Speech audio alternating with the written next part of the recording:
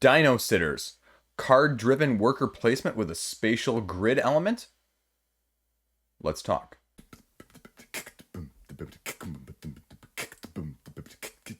A lot of the time when you think of worker placement, you don't think of spatial elements. You don't think of how you're going to be matching up things in a more three-dimensional sense. You look at your long-term strategy and you try to adapt accordingly. Well, in Dinositters, it takes the classical conundrum of a strategic Euro or worker placement type of game, and it just puts its own prehistoric spin on things. Now, there's nothing new or different about the worker placement aspect of things. You are just placing a worker in one of 7 different colored areas, each with a variable interaction of how you're going to either be gathering resources or interacting with objective cards, volcano cards as they're known, or tar pits in order to mitigate your resources in the first place. Where the nuance comes in is the nursery, where the new dinosaurs are hatching from in the center of the board as the 7th area. That, along with the grid, where you are placing these dinosaurs in a 3x3 arrangement, comes the difference. The set apart, why should I get this game over anything else?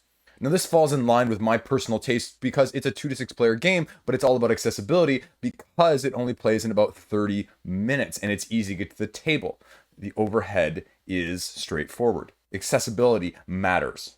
We are seeing now more of a spatial element being incorporated into games, whether it is Title Blades, Kingdom Death Monster, or anything else in between. The difference here is, on all 4 sides of said dino babies, essentially, you are going to be trying to match those sides up, but then also mitigating whether or not those are more important to you than the feeding that goes along with them and the arrangements of your objective or challenge cards at the same time. The min-maxing of those 3 aspects is the condition in which you are going to either win or lose via your strategy. Now, you may look at this and you may go, well, Chris, that's really straightforward. You just explained the whole concept of the game in a lot less time than it takes to read the rulebook. And you're going, I'm absolutely right. But the main aspect that you're overlooking at the same time is what makes this game different is the spatial element. I cannot argue enough how these spatial arrangement games tax the mind in a completely different way than most people are used to doing. And this game is of no difference. I'm looking at Factory Thunder, which is also designated as a 30-minute game, which also makes my brain burn more than games that take 3 to 4 times that length.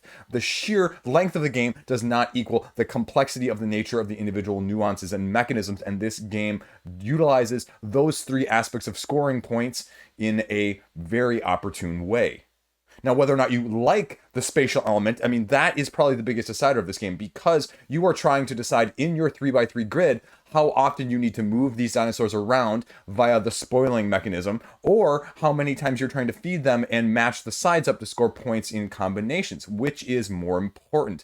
How do you incorporate that? Because the game only goes until someone has all 9 spots filled, which does not leave you a lot of opportunity. The other reason this should appeal to you is because if you are a worker placement person, this game does not offer you unlimited. It gives you what you need, but you will have to also take what you desire because of the limited opportunities in terms of placements for your workers in the first place. It makes you succeed in the sense that the crunch is real, the time is short, and the efforts need to be at full tilt from the get-go. However, I think there are some, things that could be improved as well at the same time. The challenge cards that I mentioned, the volcano cards, they are orientable in any different direction, but I felt that they were slightly too similar in the sense that all of them were essentially all 4 of the different resources in just some various combination. And if you have 4 in a combination, there's only so many combinations you can make. And so I would like to see a little bit of different variety on that aspect of maybe 2 of one kind and another 2, or 2, 2, 1, 1,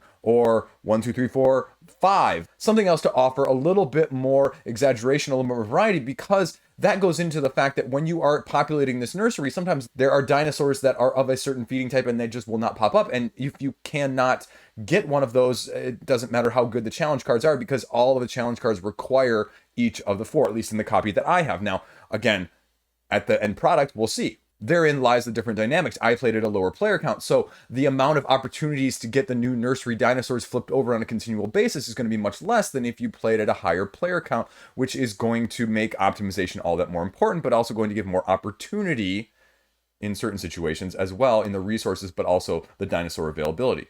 If you need to get one of those resources, though, that you just can't get due to limited worker spaces, it gives you the opportunity via the tar action, which allows you to drop a food that you already have in order to get 2 back of whatever kind you want. So again, planning goes into every step, because if you match the sides of the card in the first place, only then do you get the bonus points that you acquire from having the dinosaur already fed in the first place, which allows you to take the food off, and then you can refeed them and rinse and repeat to your heart's desire, or until, again, the 9 cards fill up the slots. So what do I think of it finally? I mean, I think the biggest point has to go back to the beginning.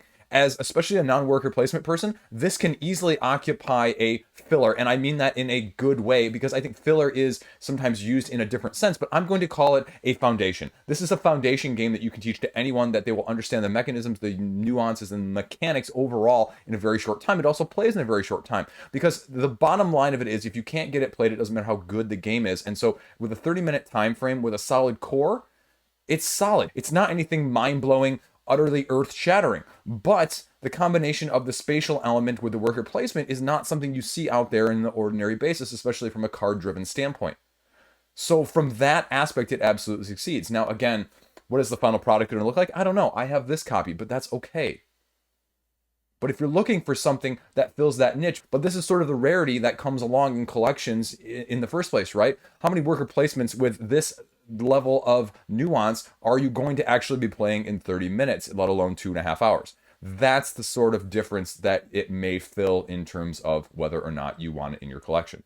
There you go. Everything that you need to know, everything that I know right now on Dinositters. Have any questions, have any comments, let me know in the section below. If you like this video, if you want to see more of this, fast reviews, fast impressions, fast thoughts on games, click the thumb button, let other people know. Helps me help you. As always, thanks for watching. Liege Games. Chris, stay classy. Have a great day.